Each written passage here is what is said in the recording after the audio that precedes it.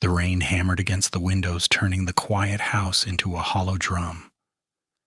Mia sat curled on her sofa, the soft glow of the TV painting shadows across the living room. The storm outside seemed louder than usual, but that's how she liked it. Lonely nights were easy to manage when the world was screaming in static gray. Her phone buzzed. A text from an unknown number. "I can see you." Mia froze. Her fingers hovered over the screen. Her apartment was on the second floor. No one should be able to see in. She tried to laugh it off. Probably a prank. She locked her phone and focused on the TV. Minutes passed. Then came a soft tap, tap, tap, tap, coming from the kitchen. At first, she thought it was the storm, but when the tap turned into a scraping sound, slow and deliberate, something cold crawled up her spine. She reached for the baseball bat under the couch, her hands trembling. The scrape became a low drag across the floor, and then a whisper, barely audible, "Mia, I'm here." Panic clawed at her chest. She ran to the hallway mirror, peeking around the corner. The front door was ajar, swinging slowly with the wind. Her heartbeat thudded like a drum in her ears. She hadn't heard it open. Then the lights flickered and went out. Mia's apartment was plunged into darkness, only the occasional flash of lightning revealing the outline of someone standing in the living room, just beyond the sofa, just beyond her reach. She couldn't see their face, but she knew it was him, the one who had been sending the texts for weeks, the one who knew her every habit, her every route home, her favorite nighttime shows. She backed toward the bedroom, tripping over her own feet. The whisper came again, closer this time, brushing against her ear. "Don't hide. I like it when you see me first." Her hand fumbled for the phone. No signal. She stumbled into the bedroom and slammed the door, locking it. The doorknob rattled violently. Her breath came in ragged gasps. Every instinct screamed at her to run. But run where? Every exit had been accounted for. Every window overlooked the street, open to the storm. Then she saw it in the dim glow of lightning reflecting off the puddles outside her window. Fingerprints smudged across the inside glass. They hadn't been there before. Mia's phone vibrated on the dresser.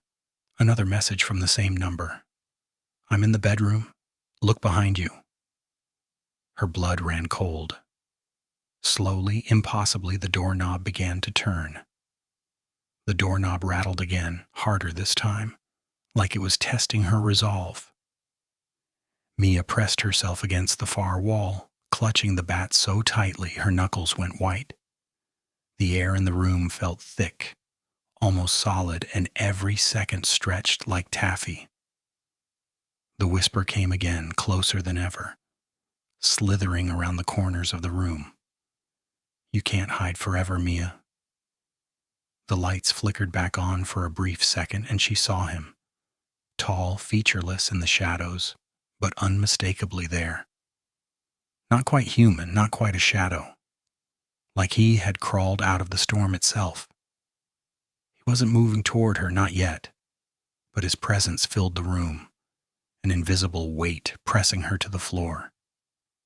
Her phone buzzed again. Another message. "I like watching you panic." Panic surged. She swung the bat instinctively at the door, hitting nothing. The door had already swung open from the inside. She was trapped. She backed into the corner, hyper-aware of every small sound. The flick of a curtain, the drip of water from the storm outside, the faint scrape of shoes against carpet. Then he spoke, this time loud enough to freeze her blood. "You look so much better when you try to run." Mia's eyes darted to the window. It was shut, but the glass was cold to the touch. And there, Etched into the condensation on the pane were words that hadn't been there a moment ago. Don't go outside. The shadows in the room shifted. He wasn't just standing there anymore. He was everywhere at once, stretching along the walls, pooling across the floor. She could feel his gaze crawling over her skin.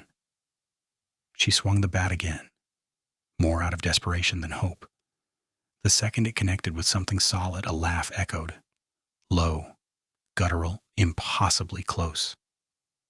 She dropped the bat, her stomach twisting, and then the storm outside stopped. Silence fell, heavier than any thunder. Mia realized that she wasn't alone. And this time, he didn't need the storm to enter. Mia's breath came in shallow, panicked gasps. The room had changed. The walls seemed to pulse, like a living thing. Shadows crawled over the ceiling, stretching fingers toward her. Every object, the dresser, the bed, even her own reflection in the mirror, twitched as if it had a mind of its own. Then she heard it. Footsteps, but not on the carpet. They were coming from inside the walls, echoing from every corner, circling her. Why are you scared, Mia? I'm right here, always. She spun toward the closet, her last refuge, and froze. The closet door was open. It hadn't been, and inside, nothing but darkness. Or maybe something just beyond the reach of the light. She couldn't tell. Lightning flashed, and in that instant she saw him. Not fully human, not fully shadow. His face a blur of teeth and empty eyes, melting into the darkness behind him. He was everywhere at once. The shadows weren't cast by him, they were him. Mia ran toward the bedroom door, only to find it gone. The hallway had vanished. In its place, a corridor of black smoke stretched into infinity, lined with the faces of everyone who had ever been afraid, their mouths open in silent screams. The phone buzzed one last time. A single message. Nowhere is safe. She turned, and the wall behind her rippled like water. Hands emerged, clawing, pulling, reaching for her. She screamed, but the sound was sucked away, swallowed by the shifting shadows. And then the darkness swallowed her whole. When the storm returned hours later, the neighbors noticed a faint light flickering inside Mia's apartment. They assumed she had finally gone to sleep. No one checked to see if she was still there, because she wasn't. The apartment was empty, but the shadows remained.